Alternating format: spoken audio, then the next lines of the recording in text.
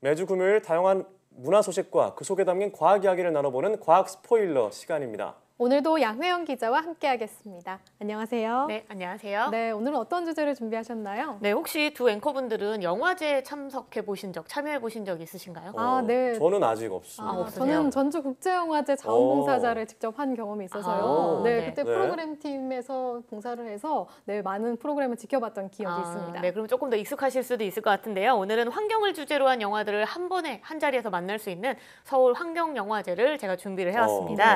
네, 이 올해 벌써 15회를 맞이한 서울 환경영화제는요, 아시아에서는 최대 규모의 환경영화제입니다.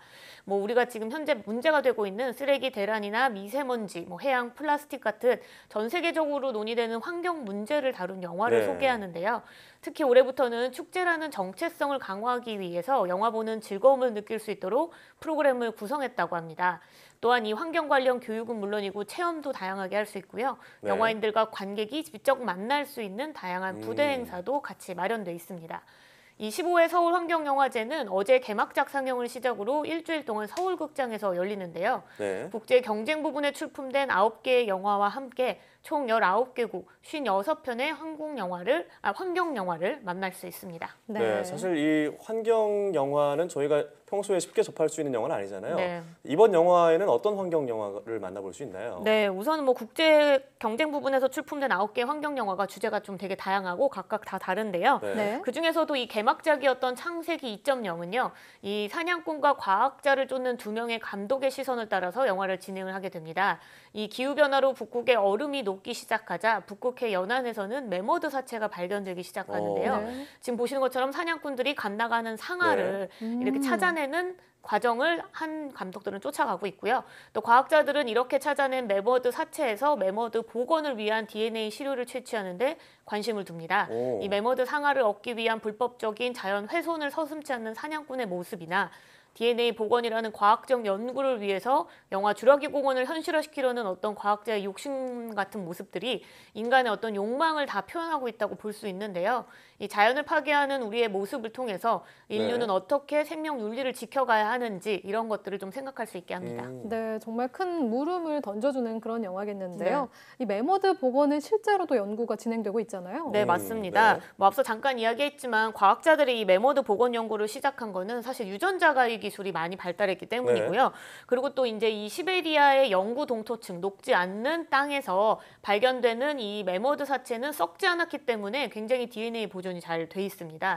그래서 이렇게 채취한 매머드의 DNA에서 매머드 특유의 작은 귀, 긴 털과 같은 매머드 특정 유전자만을 이 유전자 가위로 잘라내서 복원 연구를 하는 건데요. 이 유전자를 코끼리 유전자에 넣어서 배알을 만들고 인도 코끼리를 대리모로 삼아서 멸종된 매머드를 새롭게 태어나게 하겠다. 이게 이제 연구자들의 목표입니다. 네, 앞서 주라기 공원을 말씀하셨는데 주라기 공원처럼 실제로 공룡을 복원하는 기술은 좀 쉽지 않다 이렇게 알고 있는데 매머드 기술은 상상 속의 어떤 것들을 현실로 만드는 거네요. 연구가 어느 정도 진행되고 있나요? 네, 매머드 같은 경우에는 좀 멸종된 지 얼마 안 됐기 때문에 가능성이 조금 더 공룡보다 높다 이런 이야기가 있는데 하버드 연구진은 10년 안에 매머드를 복원시키겠다 이렇게 밝혔고요. 지금은 이 아시아 코끼리와 매머드 유전자를 결합시킨 매머펀트라는 배알을 만드는 연구를 한창 진행 중이라고 합니다. 네, 아까 영상도 봤고요. 지금 또 설명을 듣고 보니까 매머드 이런 사냥꾼이나 매머드 복원을 위해서 연구를 하는 과학자나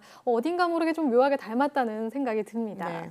그러면 창세기 2.0 말고 국제 경쟁 부문에 오른 영화들, 또 다른 영화들은 어떤 환경 문제를 다루고 있나요? 네, 이제 해양 오염의 심각성을 느낄 수 있는 두 편의 영화를 제가 좀 준비를 해왔습니다. 이 바다의 한 70%, 그러니까 지구의 70%를 차지하는 게 바다잖아요. 그만큼 이 우리가 해양 오염이 굉장히 심각하다고는 해도 바다가 워낙 크고 넓기 때문에 그 오염 정도를 사실 받아들이기가 어려운데 이번 두 영화는 그런 점에서 해양 오염이 얼마나 심각한지를 느낄 수 있습니다. 먼저 첫 번째 영화는 산호초를 따라서라는 영화입니다. 이 바다의 꽃이라고 불리는 산호초, 형형색색의 아름다움을 뽐내죠. 지금 화면을 보시는데 이 산호초가 지난 한 30년 동안 무려 절반 가까이 죽었다고 합니다. 네, 영화는 이 산호초 마니아와 카메라 전문가, 생물학자들이 모여서 산호초가 탈색되는 과정을 담아낼 수 있는 특수 카메라를 개발하는 내용을 그렸는데요. 이렇게 개발된 특수 카메라로 찍은 산호초의 모습이 굉장히 처참했다고 합니다.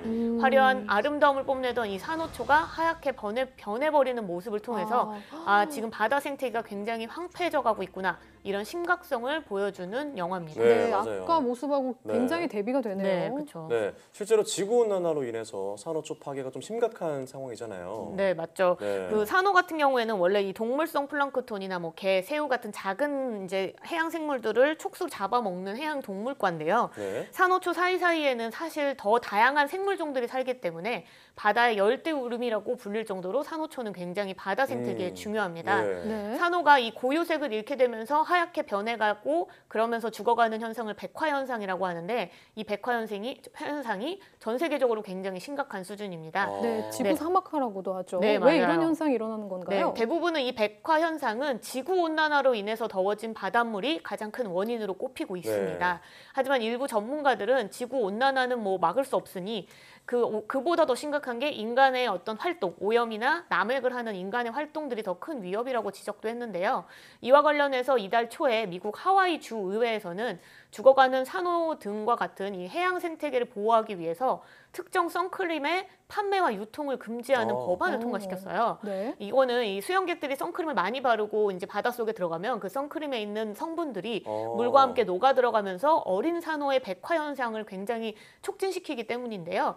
만약에 이번 금지 법안이 주지사가 서명을 해서 통과가 되면요. 네. 오는 2021년부터는 하와이에서 선크림을 바르고 바닷속에 못 들어가게 될 전망입니다. 사람들이 선크림을 바르는 것만으로도 이제 환경 문제가 심각해지는 거군요. 네. 그래서 인간의 활동이 굉장히 오염을 많이 일으킨다는 거죠. 네, 이게 확실하게 결정이 되면 2021년부터 하와이 여행 갈 때는 선크림 바르는 걸 좀 조심해야겠네요. 네. 그러면 소개해주신 산호초를 따라서 말고 또 다른 그런 해양 문제를 다룬 영화는 어떤 게 있나요? 네, 그 영화는 이제 플라스틱 바다라는 영화인데 제목에서부터 어떤 얘기를 할지 바로 느낌이 오시죠? 네, 바다에 있는 플라스틱 문제겠군요. 네, 맞습니다. 이 홍콩에서 기자로 활동 중인 크레이그 리스는요, 이 대왕고래의 여정을 그린 다큐멘터리를 촬영하다가 심각한 바다 오염과 마주치게 됩니다. 그래서 이 카메라에는 대왕고래를 잡으려고 했더니 결국엔 둥둥 떠 있는 플라스틱 쓰레기, 기름때들만 잡히게 된 거죠. 그래서 이제 4년 동안 전 세계 한 20개국을 돌면서 플라스틱으로 인해서 바다가 얼마나 오염됐는지를 찾아내는 영화를 만들었습니다. 네. 그래서 이제 실제로 전 세계에서는 이 한 해 동안 배출되는 플라스틱 쓰레기가 한 6만 3천 톤 정도 된다고 해요. 그 중에서는 한 79%, 그러니까 한 10개 중에 8개는 그냥 버려지는 건데요. 이 플라스틱 쓰레기가 대체로는 뭐 강이나 배수구를 따라서 바다로 흘러가기 때문에 바다에 떠 있는 플라스틱 쓰레기를 추정하는 양이 한 3,500만 톤 정도 된다고 합니다. 엄청나게 많은 플라스틱 쓰레기가 있는 거죠. 그래서 이 바다에 떠 있는 플라스틱 쓰레기가 해류의 영향을 상당 부분 받기 때문에 북태평양에 모이게 되는데, 그래서 북태평양에는 우리나라 면적의 한 7배에 달하는 세계 최대의 플라스틱 쓰레기 밀집 지역, 그러니까 거대 태평양 쓰레기 섬이 있을 정도로 지금 해양에서의 이 플라스틱 쓰레기 문제는 굉장히 심각한 수준입니다. 네, 저렇게 정말 쓰레기가 둥둥 떠 있는 모습을 보니까 얼마나 인간이 지구를 아프게 하는지 좀 반성이 되고 참 많이 와닿네요. 네, 정말 그림을 보니까 더 심각함이 느껴지는 것 같아요. 마음이 아프고요. 자, 그럼 이런 영화제에서 뭐 다 소개해 줄 수는 없겠지만 양 기자가 좀 추천할 만한 영화가 또 있을까요? 네, 있습니다. 제가 개인적으로도 좀 보고 싶어서 주목하고 있는 영화가 있는데요. 그 영화가 바로 플라스틱 차이나라고 하는 영화인데. 플라스틱에 관한 얘기. 저도 이 영화에 대해서 들어봤어요. 그러셨어요? 이 영화는 원래 사실 실제로 이제 올해 어떤 영화는 아니고요. 이 환경영화제에서 지난해 대상을 받은 영화예요. 그래서 이제 올해 한 번 더 상영을 한다고 해서 제가 좀 만약에 놓치신 분들이 있으면 좀 보면 어떨까 해서 추천을 해서 준비를 해왔습니다. 이거는 이제 사실 우리나라가 알고 있는 쓰레기 대란 문제 있잖아요. 얼마 전에 일어났던 중국에서 이제 쓰레기 수입을 금지하기 때문에 일어났던 일이었는데, 중국이 그동안은요 이 폐플라스틱이나 폐비닐을 매년 한 730만 톤 정도 수입했다고 합니다. 이는 이 전 세계 쓰레기의 한 56%를 차지할 정도로 많은 양인데요. 이렇게 지난 20년 동안 세계의 쓰레기통 역할을 했던 중국이 쓰레기 수입을 금지하게 된 결정적 역할을 한 게 이 영화라고 합니다. 저도 최근에 불거진 문제와 함께 궁금해서 영상을 좀 찾아봤었는데 생각보다 문제가 되게 심각하더라고요. 네, 맞습니다. 이 영화에서 살펴보면요, 이 쓰레기산에 온종일 둘러싸여서 폐플라스틱을 분류하는 이 중국의 가족 이야기를 그린 한 82분 정도 되는 다큐멘터리 영화인데요. 세계 각지에서 몰려 들어온 재활용 쓰레기가 산처럼 쌓여 있는 마을입니다. 이곳에서는 폐플라스틱을 그냥 태워서 검은 매연이 가득하고요. 또 무엇이 묻어 있는지도 모르는 플라스틱을 매일 만지고 입으로 물고 아이들이 뛰어놀고 그 물을 그대로 사용하죠. 영화의 한 장면에서는요, 뭐 만삭의 몸으로 플라스틱을 분류하던 엄마가 플라스틱 쓰레기 사이에서 아이를 출산하는 장면까지 나온다고 합니다. 그만큼 이 플라스틱 산에 사는 사람들의 이야기가 영화에 그대로 담겨져 있는 거죠. 그래서 이 영화를 본 중국 국민들이 크게 분노를 해서 정부의 쓰레기 수입 정책에 비판을 했고요.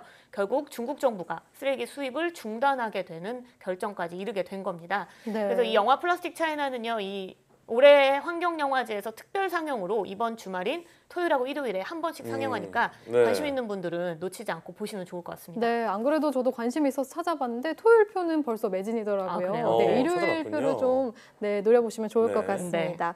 네, 이렇게 환경 문제가 정말 영화로 드러나는 건데 특히 플라스틱 차이나 같은 경우는 이렇게 세상을 바꾸기도 했잖아요. 이런 정말 의미 있는 일인 것 같아요. 서울 환경영화제 다음 주 수요일까지 진행된다고 하니까요. 관심 있는 분들은 이번 기회에 환경에 대해 생각해 보시면 좋을 것 같습니다. 오늘 말씀 고맙습니다.